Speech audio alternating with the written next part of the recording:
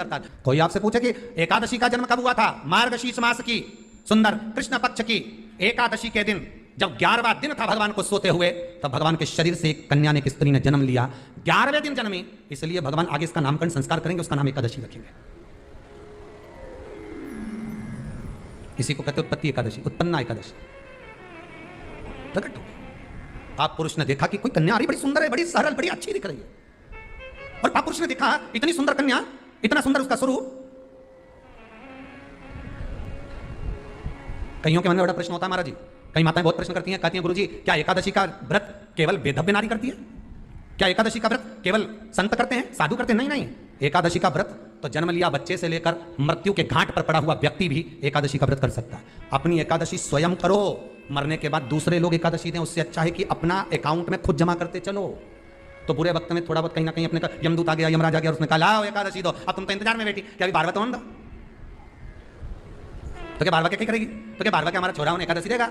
तुम खड़े रहो। अब 10 दिन तक तो इंतजार करा। गरुड़ पुराण में लिखा है जीवात्मा के जब प्राण छूटते हैं, किसी के प्राण छूटे, प्राण छूटने के 10 दिन तक जीवात्मा घर की अटारी पर रहती है। अब 10 दिन के बाद तो जाएगी। अब तुम तो कह रही अभी रुक जाओ रे, अभी कहाँ जा रहे हो? अभी एकादशी मेरे को मिलेगी, हमारा छोरा देगा, बहू देगी, बड़ी बहू देगी, छोरा देगा, पोता देगा, पोती देगी, नाती देगा, पंती देगा। और पंडित जी जब बैठे संकल्प दिलाया, बोलो तुम्हारे दादाजी के कितनी एकादशी दोगा? तो क्या हमने 5 दी, कोई हम 14 दी, कोई हम 10 दी, कोई हम 3 दी, कोई हम 2 दे दिए। तो कहीं दादाजी का भिखारी था?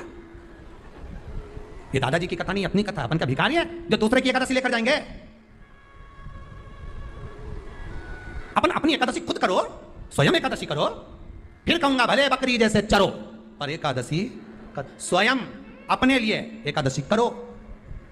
जिस समय पर जाएं तो इंतजार नहीं करना पड़े कि रुक जाए, बार बार तो होंगे अभी एकादशी, पंडित जी संकल्प छुड़ाया करने, नहीं नहीं हम तो अब भी ले लेके जाए। तो क्या ले चल, मैंने तो खूब करी, पूरा साल की एकादशी करी, तुझे क्या मालूम रही हमारा? चल चल मुझे ले चल। एकादशी की मृत्यु दीजिए, द्वादशी को दाग वृंदावन की लकड़ी दीजिए, दीजिए दोनों। ऐसी कृपा प्रभु। एक सुंदर जो स्त्री का जन्म हुआ, जो कन्या का जन्म हुआ, जो एक सुंदर स्त्री जो जन्मी है, भगवान विश्राम जो कर रहे हैं, सो रहे हैं, प्रकट हो गए। एकादशी का जन्म मार्गशीर्ष मास कृष्ण पक्ष एकादशी, उत्पन्ना उत्पत्ति एकादशी प्रकट। पाप पुरुष एकादशी को देखा, भाग गए। कितना सुंदर व्याख्यान वर्णन है, जरा ध्यान दीजिएगा कि मात्र एकादशी का दर्शन ही पाप पुरुष ने करा और वो भी भाग गया। घर में अगर कोई एक व्यक्ति एकादशी का व्रत करता है तो उसके घर में पाप प्रवेश नहीं करता। ये देखिए कितना सुंदर व्याख्यान। पाप पुरुष भागा। मुरदैत्य सामने खड़ा था, जैसे ही सुंदर स्त्री को देखा मुरदैत्य ने हाथ आगे बढ़ाया, इतने में एकादशी माता ने तुरंत जो हाथ का धक्का दिया कि मुरदैत्य ने जैसे देवताओं को नीचे पटका था, वैसे ही मुरदैत्य भी भूमि पर गिर पड़ा। बहुत ध्यान देना, अगर आप किसी को नीचे गिरा रहे हो तो अपनी भी तैयारी पूरी कर कर रखना कि तुम भी कहीं ना कहीं नीचे गिरोगे, आज नहीं तो कल। आप किसी के लिए खड्डा खोद रहे हो, तैयारी रखना, एक दिन आपके लिए भी तैयारी। पर में कोई सीधा है, बहुला है, बहुत सरल है, किसी के बीच में नहीं बोलता, उसके साथ अगर आप कपट करोगे तो आपको रोना तो बहुत पड़ेगा, साहब बिलखना तो पड़ेगा बहुत। अब एकादशी ने धक्का दिया, नीचे गिर गया। कहते हैं 1 वर्ष लग गया था उस मुरदैत्य को उठने में, जो धक्का एकादशी ने मारा था। कहीं एकादशी ऐसी रे, एक धक्का जो मारे नहीं तो अच्छा निपटी जाए। पाप कपट छल बेईमानी प्रपंच ये तो उठे ही नहीं दादा एकादशी के दिन, ये सब दुबक के बैठ जाए आज एकादशी है, अपने बोलना ही नहीं। ऐसे हर एकादशी पे एकादशी आ जाए तो तुम क्या बोले उसे? और फिर वो आंखों दिखाए जम के, समझ लेना एकादशी माता गुस्से में। तो क्यों बोलने जाता हूं उसको? जो धक्का दिया उठा ही नहीं, उठा फिर आया झगड़ा करने के लिए। एकादशी ने जो पछाड़ा, कहते हैं सिर के इतने टुकड़े हो गए थे कि बीनना भी मुश्किल थे मुरदैत्य के, प्राण छूट गए। पाप पुरुष सामने आकर खड़ा हो गया, फिर आया। एकादशी ने तो केवल अपने केश का एक भाग हवा में उड़ाया, इतने में तो पाप पुरुष भागा, भगवान के पास जाकर उठाया। उठो उठो प्रभु, बहुत देर से उठ जाओ, जल्दी उठ जाओ। भगवान बोले तू कौन है? मैं पाप पुरुष, पाप हूं मैं, तो तूने मुझे क्या जगाया? ये एकादशी तो मुझे परेशान करके रखी है, घर घर में लोग एकादशी करे और मुझे प्रवेश नहीं करने दे। अब तुम बताओ क्या करूं? भगवान ने कहा चिंता मत कर, अन्न के अंदर जाकर बैठ जा। एकादशी के दिन जो अन्न खाएगा बस पाप पुरुष उसी में प्रवेश कर जाएगा, पाप पुरुष उसी में प्रवेश करेगा, तू अन्न के अंदर जाकर बैठ जा। ठीक है, मैं अन्न के अंदर जा, भगवान के नेत्र खुले, एकादशी को देखा, इतनी सुंदर एकादशी थी साहब। इसलिए शास्त्र कहता है कि जितनी एकादशी होती है 26 की 26 एकादशी का अगर आप वर्णन करेंगे, 26 की 26 एकादशी का यदि आप स्मरण करेंगे तो एक एक एकादशी का अगर नाम स्मरण करें तो कितना कितना सुंदर। चैत्र के महीने में 2 एकादशी, कामदा पापमोचन, बैसाख में 2 वरुथनी मोहिनी, ज्येष्ठ महीना अपरा निर्जला, आषाढ़ योगनी देवशवनी, श्रावण महीने की कामी का पुत्रदायिनी, भादो महीने की अजा परिवर्तनी, अश्विनी महीने की इंद्रा पापकुशा, कार्तिक महीने की रमा प्रबोधनी, मार्गशीर्ष मास की उत्पन्ना और मोक्षदा, पौष महीने की सफला और पुत्रदा। बस आज की रात है हमारे पास, कल तो तुम हमारी धर्मपत्नी बन जाओगी ना। माघ महीने की परतिला और जया, फागुन महीने की विजया और आमल की एकादशी, अधिक मास की पद्मनी और परमा। पहले कथा में कहा दिखावट, सजावट और बनावट, ये तीनों नष्ट करने वाले। हमें दिखावट की जिंदगी नहीं जीना है, हमें दिखाने की जिंदगी नहीं जीना।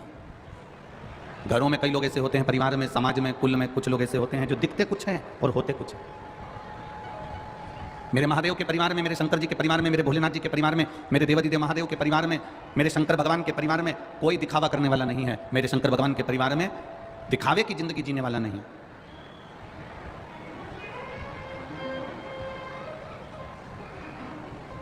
दिखावे के लिए मेरा देवता नहीं है। मेरे देवता अगर प्रेरणा देते हैं तो अच्छे बनने की प्रेरणा देते हैं। मेरे देवादिदेव महादेव अगर प्रेरणा देते हैं तो अच्छे बनने की प्रेरणा देते हैं। आप इतनी दूर दूर से आए हो।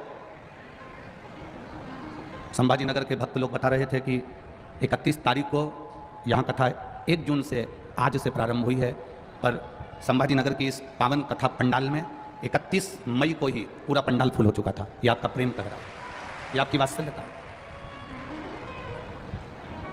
अब इतनी दूर दूर से तुम लोग आके बैठे हो, इतनी दूर दूर से आप लोग आए हो, इतनी दूर दूर से यहाँ पहुँचे हो, तो तुम अपना दरवाजा छोड़कर, अपना घर छोड़कर, अपना परिवार छोड़कर अगर छत्रपति संभाजी नगर तक पहुँचे हो, शिव महापुराण तक पहुँचे हो, तो मेरा महादेव भी तुम्हारे दरवाजे तक तो जरूर पहुँचेगा ना। वो भी तो पहुँचेगा। आप आए हो, आप पहुँचे हो उसके दरवाजे तक, वो भी तो करुणा करेगा, वो भी तो कृपा करेगा। थोड़ा सा बदलाव अपनी जिंदगी में लेके आओ।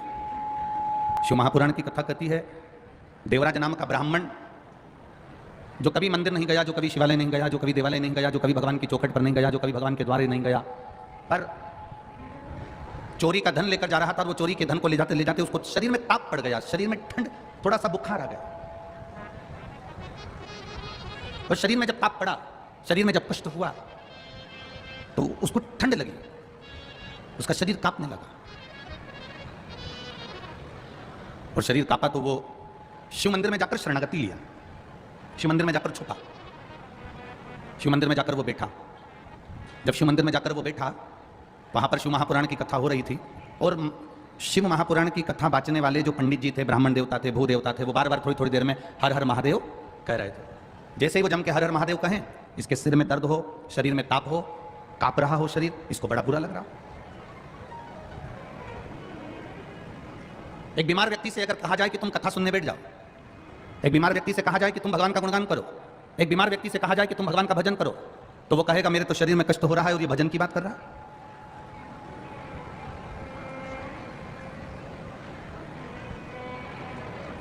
मेरे शरीर में दर्द है, मेरे शरीर में कष्ट है, और ये कह रहा है कि कथा सुनो, भजन करो, मंदिर जाओ, देवालय जाओ, तीर्थ जाओ, स्मरण करो, भगवान की भक्ति करो, भगवत नाम का जाप करो।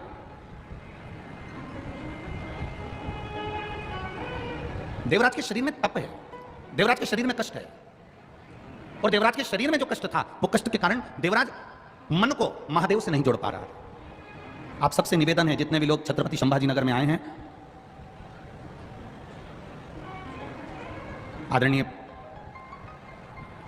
प्रदीप शिवनारायण जी जायसवाल विधायक जी ने जो ये कथा कराई है, उस कथा के माध्यम से ये कहना चाहूंगा, आप सबसे निवेदन है, थोड़ी ताप पड़ सकती है, गर्मी पड़ेगी, भीड़ बहुत है, भक्त बहुत आए हैं, हो सकता है जगह भी कम बैठने को मिले, पर निवेदन है, आप 3 घंटे की कथा में अगर 5 मिनट भी इस दिल को मेरे महादेव से लगा लोगे तो निश्चित है तुम्हारी जिंदगी संवर जाएगी।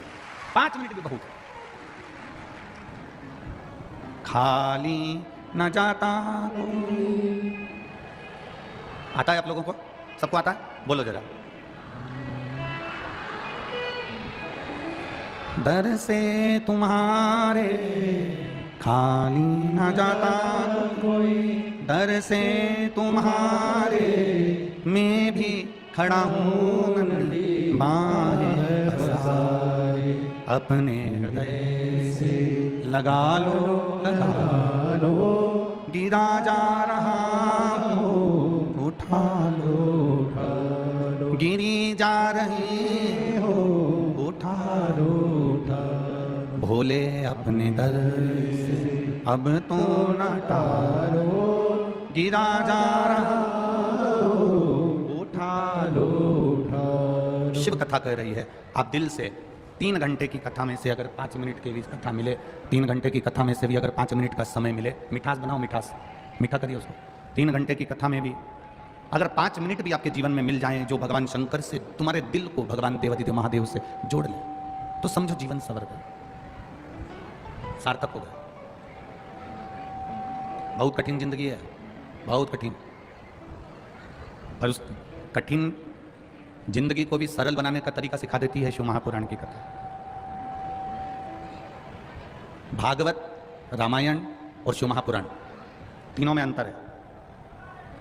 रामायण मनुष्य को जीना सिखाती है, भागवत मनुष्य को मरना सिखाती है, और शिव महापुराण अपनी जिंदगी को हम सही ढंग से कैसे जी लें ये सिखा देती है ये शिव महापुराण। ऐसा कोई संसार में नहीं जन्मा जिसको दुख नहीं आएगा, तकलीफ नहीं आएगी, कष्ट नहीं आएगा, रोग नहीं आएगा, बीमारी नहीं आएगी, तकलीफें नहीं आएगी, सबको आएगी। पर उन तकलीफों के साथ में, उन दुखों के साथ में, उन कष्टों के साथ में हम अपने व्यवहार को कैसे जिए, ये शिव महापुराण की कथा है।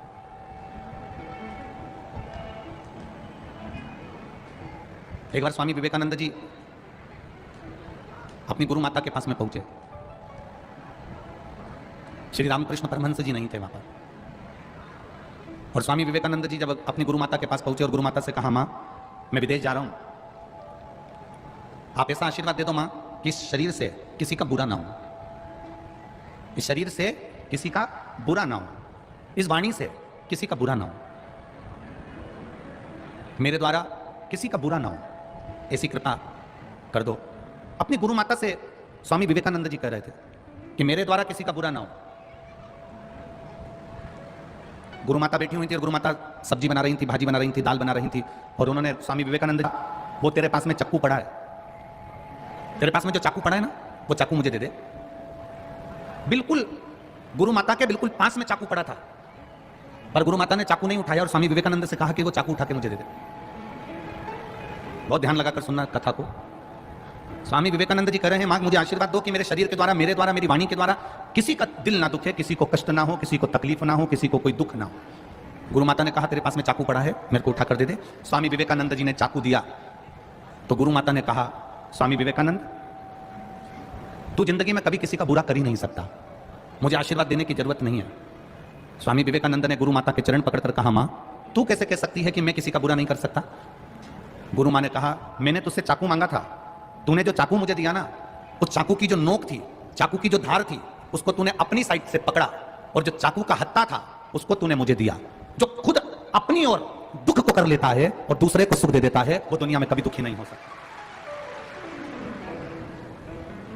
अपना सुख देखने के लिए हम दूसरे को अगर दुख दे रहे हैं, मेरा निवेदन, इतने सारे लोग यहाँ पर कथा सुनने के लिए आए हैं, बाउंड्री पर कार्यकर्ता खड़े हैं, इन लोगों से एक निवेदन जरूर करूंगा, तुम्हारे पीछे बहुत सारे लोग कथा को सुनने के लिए बैठे हैं, तुम्हारे द्वारा किसी को कष्ट ना हो इसलिए तुम भी बैठ सकते हो।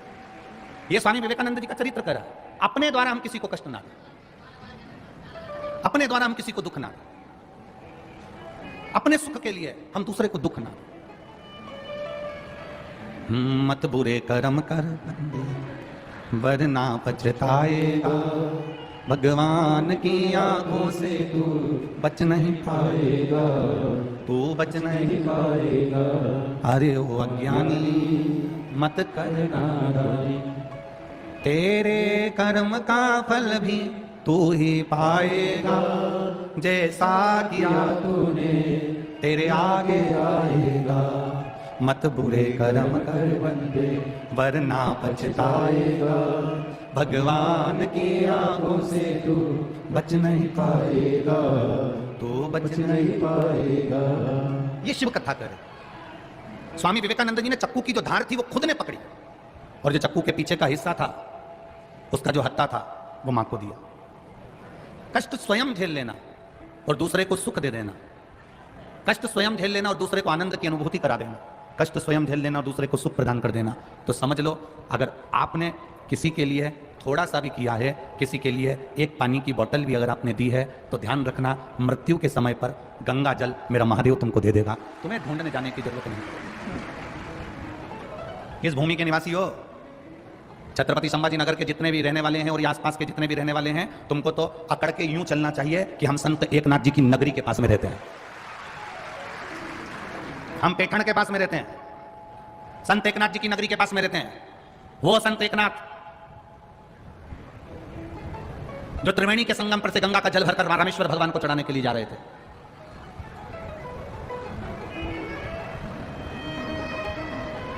गंगा जल लेकर जा रहे हैं, कावड़ लेकर जा रहे हैं चढ़ाने के लिए रामेश्वर में।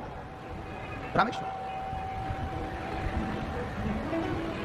संत एकनाथ जी के मन में भाव जागृत हुआ कि मेरा मन है कि मैं रामेश्वर जाऊं और गंगा जी का जल शिव जी को चढ़ाऊं। जैसे आपके मन में भी भाव जागृत हुआ कि मैं छत्रपति संभाजी नगर जाऊं और शिव महापुराण की कथा सुनूं, ऐसा भाव जागृत हो गया। अब संत एकनाथ जी अपनी टोली के साथ में पहुंच गए त्रिवेणी के संगम पर, गंगा जी, यमुना जी, सरस्वती जी के तट पर। जल भरा, कावड़ ली, चल दिए। अब भोले तो भोले, शिव तो शिव। शंकर भगवान जैसी परीक्षा दुनिया में कोई नहीं लेता। जितनी शिव परीक्षा लेते हैं उतना कोई नहीं लेता। जितनी शिव परीक्षा लेते हैं उतनी परीक्षा कोई नहीं ले सकता, और जितना शिव देते हैं उतना दुनिया में कोई नहीं दे सकता। सारी समस्या का हल शंकर भगवान क्या दे देते हैं ये किसी को नहीं। एक पत्र आया, अभी बहुत सारे पत्र हमने पढ़े नहीं है, पर ये थोड़े से पत्रों में वर्णन है, देखिए।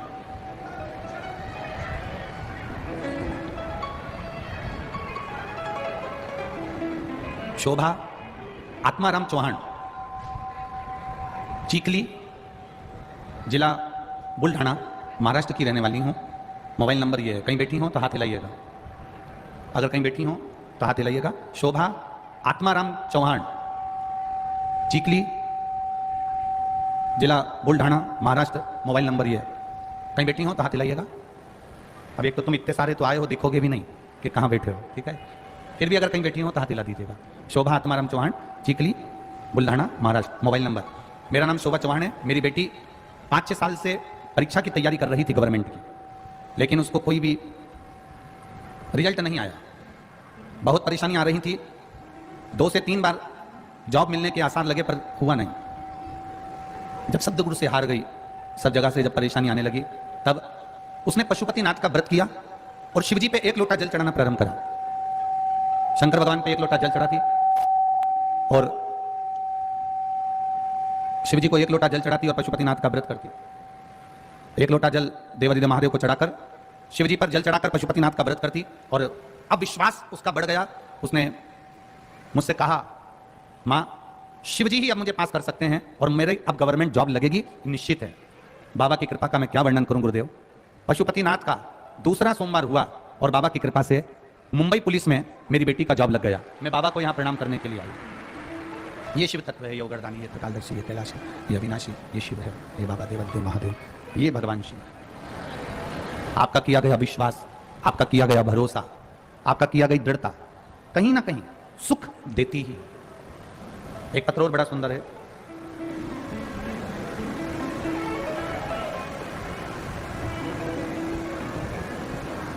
निर्मला अशोक बाग,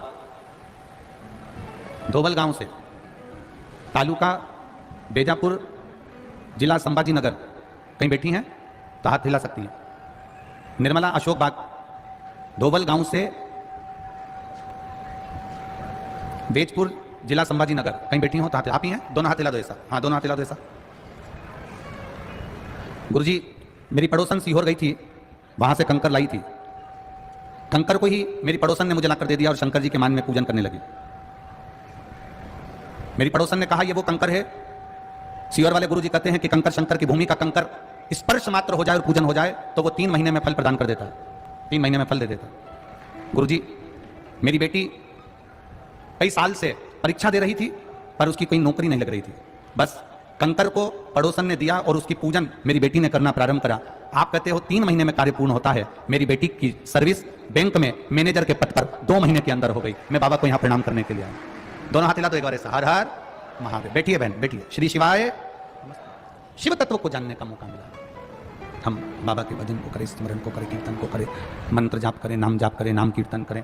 जो सुख की अनुभूति होती है वो अपने आप में एक बल प्रदान करती है। जाओ, देवराज चोरी का धन लेकर शंकर जी के मंदिर में पहुंच तो गया, पर मन नहीं लगा पाया। भगवान शिव से उसका दिल नहीं लगा पाया, हृदय नहीं जोड़ पाया। कई लोग कथा में चले तो जाते हैं, पर कथा में मन नहीं लगा पाते। हम कई बार कहते हैं, आज फिर कह रहे हैं, आप अपने दिल को शिव से जोड़ सको तो शिव महापुराण की कथा में जरूर जाओ। और यदि आप केवल भीड़ बढ़ाने के लिए आ रहे हो तो शिव महापुराण की कथा में बिल्कुल मत आओ। दिल लगाने के लिए आना, भीड़ बढ़ाने के लिए नहीं। बाबा की कथा में पहुंचो तो हृदय लगाने के लिए, दिल लगाने के लिए, हृदय को बाबा से जोड़ने के लिए पहुंचो, भगवान से जोड़ने के लिए पहुंचो। देवराज चोरी का धन लेकर, अब उसका मन जब नहीं लगा तो वो धन को उठाया, लेकर वापस मंदिर की ओर चला गया। जब धन को उठाकर मंदिर के बाहर गया, अब करे क्या? शरीर में ताप, कष्ट, धन की पोटली को बाजू में रखकर लेकर सीधे एक पेड़ की छांव में जाकर बैठ गए। करो पुण्य। देवराज को नहीं मालूम कि मैं बेलपत्री के पेड़ के नीचे हूं। संत एकनाथ जी को नहीं मालूम था कि देवादिदेव महादेव मेरी परीक्षा ले लेंगे। मेरे भोले बाबा परीक्षा भी बहुत लेते हैं और मेरे भोले बाबा देते भी बहुत है। उनको नहीं मालूम था कि परीक्षा ले लेंगे।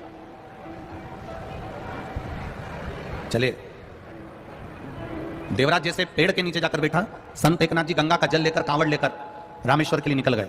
और संत एकनाथ जी जब रामेश्वर के लिए निकले, मुख से गुणगान करते हुए, स्मरण करते हुए,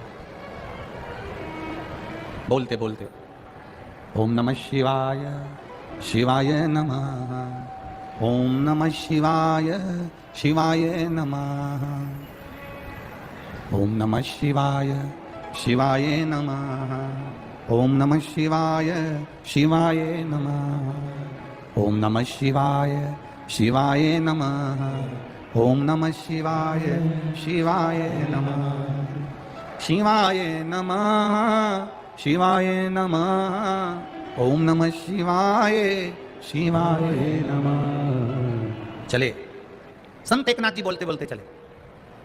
अब देखिए मेरे महादेव ने क्या परीक्षा ली। परीक्षा बहुत लेता है बाबा, और परीक्षा लेने के बाद जब देता है तो कमी नहीं देता। ये आप लोगों की परीक्षा है। चिलचिलाती हुई धूप, पार्किंग भी 2 किलोमीटर दूर, वहां से पैदल चलकर यहां तक आना, चिलचिलाती धूप में बैठना और बैठकर महादेव का भजन करना, बैठकर भगवान शिव का गुणगान करना। और उसमें भी पड़ोसन कहीं निकल कर जा रही है तो लात रखती रखती चली जा रही है। कोई ने बैग अपने ऊपर रख दिया, कोई ने पांव रख दिया, कोई ने हाथ रख दिया, कोई पड़ोसन बात कर रही है तो कोई कोहनी मार रही है, तो कोई कुछ कर रही है तो कोई कुछ कर रही है। उस बीच में महादेव से लगन लगाना ये बहुत कठिन काम है महाराज, बहुत कठिन, बहुत कठिन। परीक्षा बहुत लेता है। इतनी परीक्षा मेरा देवादिदेव महादेव लेता है, इतनी परीक्षा मेरा महादेव लेता है। पर जब परीक्षा ले लेता है, परीक्षा लेने के बाद मेरा महादेव जब देता है तो झोली भी छोटी पड़ जाती है, इतना मेरा महादेव दे देता है। ये शिव तत्व है, ये शंकरी औघड़ी है, ये शिव तत्व। संत एकनाथ जी की परीक्षा लेने के लिए मेरे भोलेनाथ जी सामने आए। चलते चलते चलते चलते जब त्रिवेणी का जल भरकर जा रहे थे, पानी लेकर जा रहे थे, जल लेकर जा रहे थे, त्रिवेणी के जल को लेकर, गंगा जल को लेकर जब जाने लगे, बीच रास्ते में मेरे भोलेनाथ एक गधे का रूप रखकर बेहोशी में भूमि पर गिर गए, जमीन पर गिर गए। और मेरे भोलेनाथ जी जब जमीन पर, एक गधा जमीन पर पड़ा हुआ है, संत एकनाथ जी गंगा जल लेकर जा रहे हैं। जल ले जाते जो संत एकनाथ जी ने देखा कि कोई गधा प्यास से बिलख रहा, प्यास लग रही है उससे बिलख रहा, बार बार गिर रहा है, बार बार खड़ा हो रहा है, फिर गिर रहा है, फिर खड़ा हो रहा है। संत एकनाथ जी ने देखा, संत स्वभाव बड़ा निर्मल स्वभाव, बड़ा निर्मल। और संत एकनाथ जी ने जब देखा, गंगा जल में से गंगा जली उठाई, कावड़ में से गंगा जल उठाकर गधे को पिलाना प्रारंभ करा। साथ में जितने लोग थे सब कहने लगे, ये जल तो तुम प्रयागराज से लेकर आ रहे हो, त्रिवेणी संगम से लेकर आ रहे हो, और रामेश्वर बाबा को चढ़ाना है, और तुम ये जल यहाँ गधे को पिला दे रहे हो। संत एकनाथ जी ने कहा, सबसे बड़ी सेवा है एक जीव की सेवा कर देना, एक जीव की सेवा कर देना, यह दुनिया की सबसे बड़ी सेवा। कभी प्यासे को पानी पिलाया नहीं, बाद अमृत पिलाने से, बोलो बोलो जम के बोलो, क्या फायदा? कभी गिरते हुए को उठाया नहीं, बाद आंसू बहाने से क्या फायदा? उस लाभ का क्या मतलब?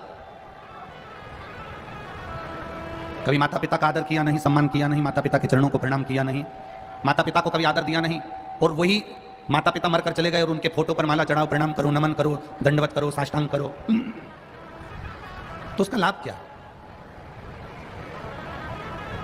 शिव कथा कह रही है, भगवान शंकर का संवाद कर रहा, शिव महापुराण कर रही है, बड़ी सुंदर बात शिव महापुराण कर रही है। संत एकनाथ जी ने गंगा का जल लेकर जैसे ही गधे को पिलाया, गधा उठा, साथ वालों ने पूछ लिया, ये जल तुम गंगा जी का गधे को पिला दिए हो तो रामेश्वर जी को क्या चढ़ाओगे, भगवान शिव को क्या चढ़ाओगे? संत एकनाथ जी ने कहा, ये जीव में भी महादेव बसता है, अगर इसको पिला दिया तो रामेश्वर पर जल चढ़ गया, ये निश्चित है। इस जीव में भी महादेव बसता है, ये निश्चित है। अगर मैंने इस जीव को भी पिला दिया ना, तो ये निश्चित है कि मेरे महादेव को मैंने जल चढ़ा दिया। अब संत एकनाथ जी चलते चलते चलते चलते रामेश्वर धाम पहुंच गए, और रामेश्वर धाम में जैसे ही पहुंचे, पहुंचते से ही जो मंदिर का दरवाजा बंद था, द्वार बंद था, समय के अनुसार मंदिर का दरवाजा बंद कर दिया गया था, द्वार बंद था, जैसे ही संत एकनाथ जी रामेश्वर भगवान के सामने पहुंचे, शिव के धाम पर पहुंचे, वैसे ही मंदिर के ताले टूटकर दरवाजा पूरा खुल जाता है। संत एकनाथ जी हर हर महादेव कहकर पुकारने लगते हैं। ये शिव तत्व को जानने का मौका मिला, जानने का, शिव को पहचानने का मौका है। देवराज नहीं पहचान पाया, देवराज नहीं पहचान। जब देवराज भगवान शिव को नहीं जान पाया, बेलपत्री के पेड़ के नीचे देवराज के प्राण छूट रहे, बेलपत्री के पेड़ के नीचे देवराज के प्राण छूट रहे, और बेलपत्री के पेड़ के नीचे जैसे ही देवराज के प्राण छूट रहे, देवराज को नहीं मालूम कि यह बेलपत्री का वृक्ष है। दुनिया के लोगों को नहीं मालूम कि ये जहां तुम कथा बैठकर सुन रहे हो, जो पंडाल में बैठकर कथा श्रवण कर रहे हो, टीवी के माध्यम से कथा श्रवण कर रहे हो, मोबाइल के माध्यम से कथा श्रवण कर रहे हो, जहां बैठकर तुम कथा सुन रहे हो, तुम्हें इस चीज का अंदाजा नहीं होता कि शिव महापुराण की कथा सुनना मात्र कल्प वृक्ष की छाए में बैठे हो, कल्प वृक्ष की छाओं में जो मांगोगे मेरा महादेव वो तुम्हें प्रदान कर देगा 3 महीने के अंदर। ये वो कल्प वृक्ष, वो कल्प वृक्ष। यहां कई लोग पानी की बोतल बांट रहे हैं, और कई लोग खड़े होकर बार बार बोतल ले रहे हैं। हम उनसे निवेदन करना चाहेंगे, आप अपने अपने घर से 1 नहीं 2 पानी की बोतल भरकर लाओ, बैठकर ये पानी की बोतल मिल जाएगी पर कथा नहीं मिल पाएगी। ये पानी की बोतल मिल जाएगी पर कथा नहीं मिलेगी। ये तो आप जाओगे 10 रुपए की बाजार से भी ले लोगे, दान देने वाले दे रहे हैं, आप बैठे रहो, वो धीरे धीरे आपके पास में आकर दे देंगे, पर बोलकर कथा को मत छोड़ो। ये संभाजी नगर का कोई भाग्य होगा, रेणुका माता की कृपा होगी, ये कथा हो रही है। ये एक क्षण की भी ना चूके, अपने मुख से आवाज ना निकले, और कथा का रसतत्व श्रवण करो, ये नहीं मिलेगी फिर बार बार। वो तो जबलपुर की कथा कैंसिल हुई, और माइक पर नेपाल की भूमि से, वीरगंज से कहा कि कथा कैंसिल हो गई जबलपुर की, तो वो तो आदरणीय प्रदीप जी जायसवाल जी को आप लोगों को धन्यवाद देना चाहिए कि उन्होंने बस सुना और दौड़कर सीहोर आ गए और ये कथा लेकर। सीहोर में इनसे कहा गया था कि इतनी व्यवस्था करना कठिन है, लाखों लाख पब्लिक। अब आप देखिए, कथा का पहला दिन है, जितने जितने पंडाल लगाए गए थे, एक भी पंडाल में पांव रखने की जगह नहीं है, लोग धूप में खड़े हुए हैं, बाहर खड़े हुए। बड़ा कठिन है, बड़ा कठिन। जायसवाल जी से कहा गया था कि बहुत संभालना मुश्किल है, 7 दिन में कैसे व्यवस्था करोगे? केवल 7 दिन है आपके पास, केवल 7 दिन, कैसे व्यवस्था होगा? जायसवाल जी के यहाँ से वो ऋषि कुमार जी सीहोर जब गए तो उन्होंने कहा कि आप तो बस 7 दिन है ना, बहुत हैं, आप तो कथा दो, हम अकेले नहीं करेंगे, पूरा संभाजी नगर कथा करेगा। ये पूरा संभाजी नगर, ये केवल अकेले प्रदीप जायसवाल जी की कथा नहीं है, विधायक जी की कथा नहीं, ये पूरे संभाजी नगर के एक एक जनमानस की, एक एक सनातनी की कथा। उसको सुनो, जीवन में उतारो। देवराज विचार में पड़ गए कि मैंने पुण्य कौन सा करा होगा पता नहीं, मैंने क्या करा होगा मुझे मालूम नहीं, मैंने क्या किया होगा मुझे मालूम नहीं, पर देवराज अपने प्राण